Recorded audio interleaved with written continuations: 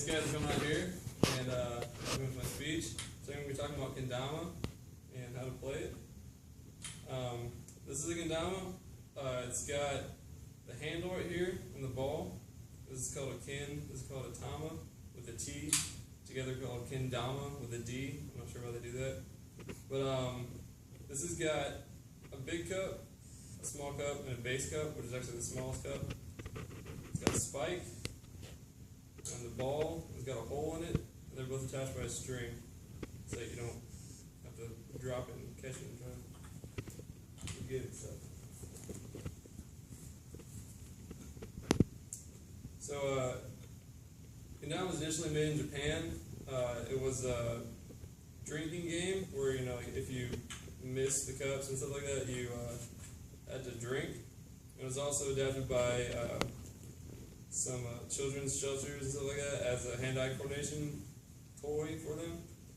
And now it's been brought over to America and other parts of the world as sort of just I don't know, kind of a sport, and they just do tricks on it and stuff like that. They made it a lot more like freestyle than just sitting there and just doing the same things over and over and over like Japanese do. And so the biggest companies in America are Kendama USA and Sweets Kendamas. They both have their own professional teams. When I say professionals, they're not like athletic professionals. They're not getting paid like salaries and stuff like that.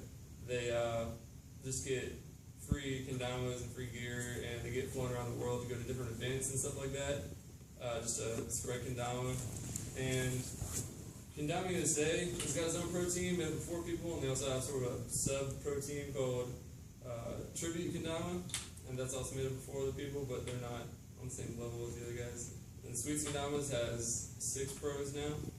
Some other companies and professional teams from around the world are Crown Kendama, which is in Sweden, and Mugen Kendamas, also Woken.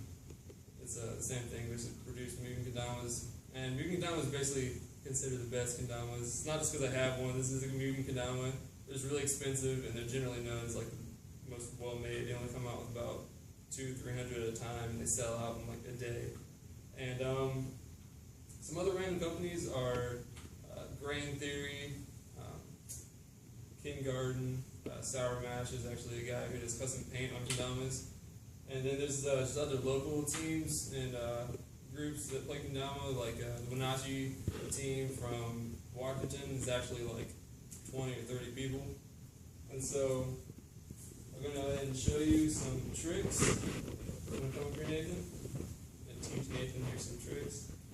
So some beginner tricks are the cup tricks. It's just landing on the cup, so you just hold it still with one hand. And you just pull it up and go down with it and catch the cup. The next one is small cup. You do the same thing, turn your hand over, catching the small cup.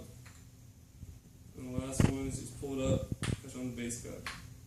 And then around the whirl is where you put all of them together. And then spike it at the end. The spike is basically like what finishes every trick. You can also just do it by itself, pull it straight up, and spike it. And then we got another one called jumping spike. It's where you start with the spike already in the hole. And you just do like basically a 360 with it. You land the spike back in the hole. Like that. And then kin flip. You pull it up onto the base cup, or on the big cup. You throw the ball in the air, and then just do a flip with the kin, just like that. So you have it on there, and then you land it back on the big cup. Just like that. And you spike it. Alright, some intermediate tricks are, you got lighthouse, where you're holding the ball this time, and you just pull it straight up, land it on top of the ball, and you just flick it. Do a 180 with it and land it in the hole.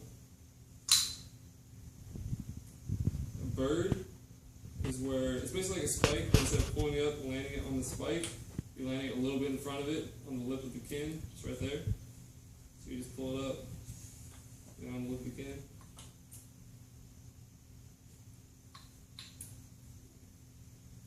And then another one's called stunt plane.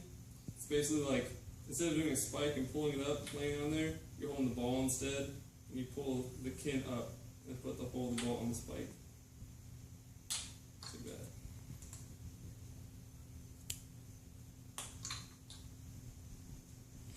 Alright. Then another one's called Lunar.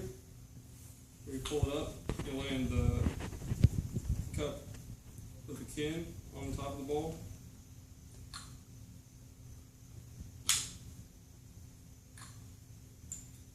Then it's called a stilt,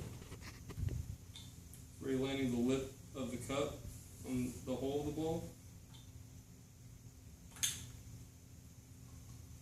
These are some of the harder tricks and they're a little more consistent.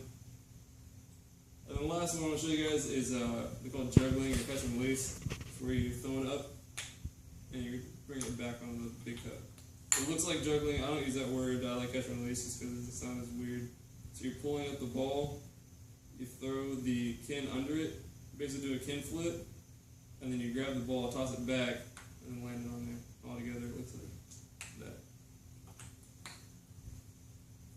And then you can basically just combo all of them together. And that's what it becomes fun with friends and stuff like that. You all kind of like play together and see who can do combos. You can do combos together and stuff like that. And that's basically all Kendama. Thanks guys for listening to my speech.